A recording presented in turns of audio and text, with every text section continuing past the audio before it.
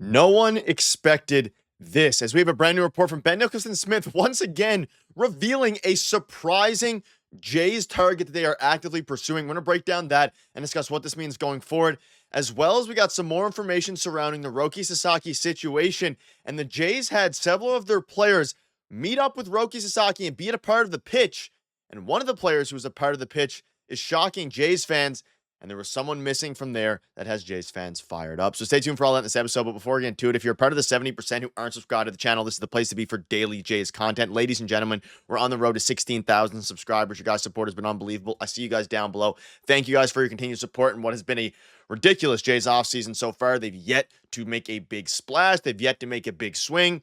But your guys' support has been unbelievable, and it means a lot to me. So thank you guys for your continued support. It means the world to myself. Now, ladies and gentlemen, there's a lot to go over today. And most importantly, we'll get into the Roki stuff in a little bit here. No one expected this from the Jays. You can see right here, you might see their name a little bit. The Blue Jays are interested in Max Scherzer. Yes, 40-year-old Max Scherzer. The Jays, and we'll dive into the full report, they've showed interest in Max Scherzer. And to be honest, I absolutely love it. You can see this here. The Jays have been linked to dozens of free agents this winter, continuing the unofficial check-in on everyone strategy that GM Ross Atkins has broadly used over the past 5 years since the team's rebuilding phase was ended with Hun Jin Ryu. We know the Jays are looking at getting another high-end starter. Now, Scherzer is a Hall of Famer for sure, and 2024 is perhaps the most notable the least notable season, of Scherzer's 17 MLB seasons, only throwing 43 innings.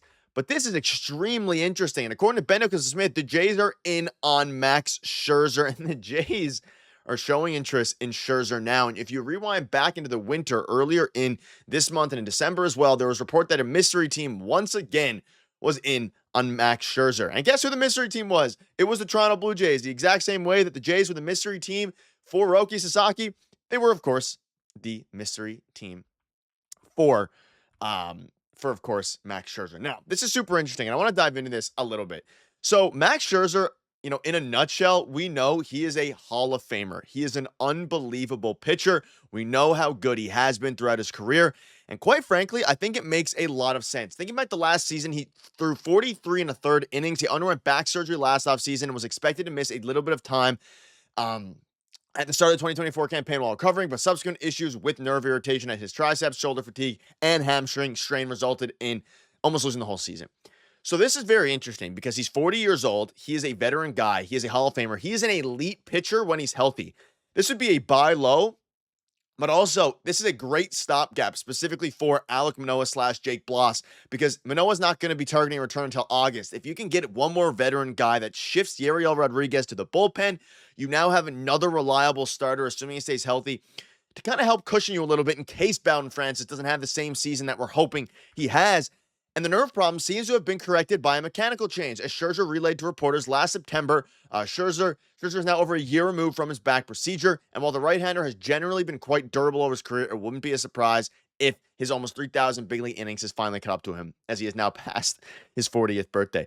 I know it's kind of funny that we're talking about Jays being in on a 40-year-old pitcher. It makes a ton of sense. Like, it makes a lot of sense. And as you look at the rotation here, you can see this. Save the negative comments. This would be so much fun. Still offers some upside despite the age. If he's healthy, make it happen. Gausman, Berríos, Bassett, Francis, and Scherzer. That is a crazy good rotation.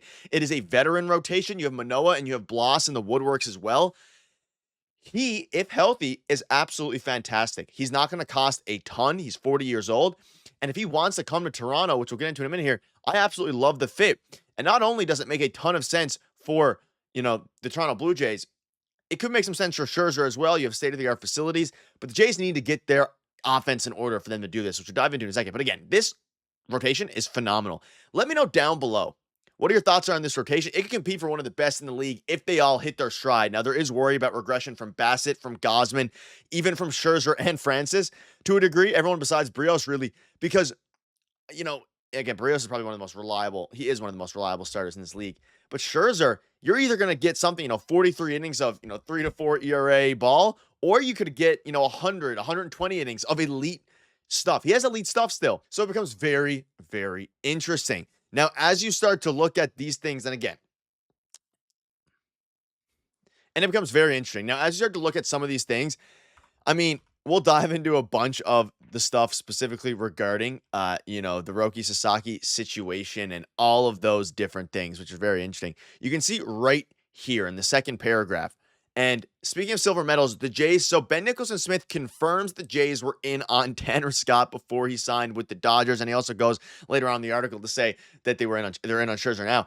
But ladies and gentlemen, they're in on so many people. They were in on Tanner Scott for sure. And I know the situation, it keeps getting crazier. It keeps getting more out of hand. The Jays at some point have to pull the trigger and actually land one of these guys. They have a check-in on everyone's strategy. So let me know down below what your thoughts are on Max Scherzer.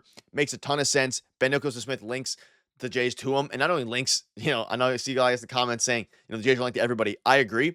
Ben Nicholson Smith is framing this as if they're showing serious interest and seriously pursuing the Hall of Famer, the soon-to-be Hall of Famer. Let me know down below what your thoughts are on that, but we have some other things to go over today. And this is surrounding the Sasaki situation.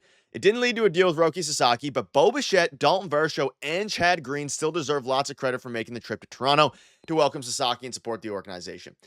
And there's a couple names in here. I mean, Bo Bichette, Dalton Varsho, and Chad Green. Those are the three guys that made the trip to Toronto to help pitch to Roki Sasaki.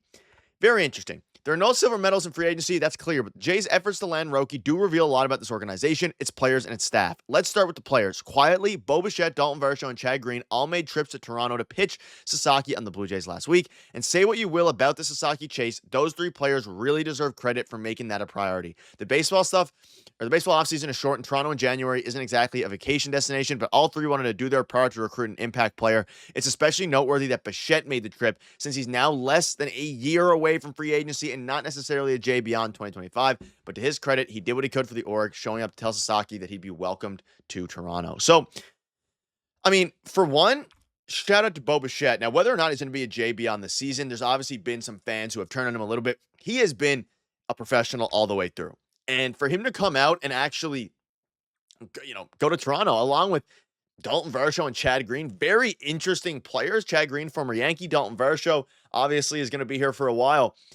This is extremely, extremely interesting because one, Bo Bichette's on a pending UFA after this year, but Vladimir Guerrero Jr. didn't make the trip. Now, you'd have to assume if they extended Vladimir Guerrero Jr., then he would have. If he extended Vladdy, they would have made the trip.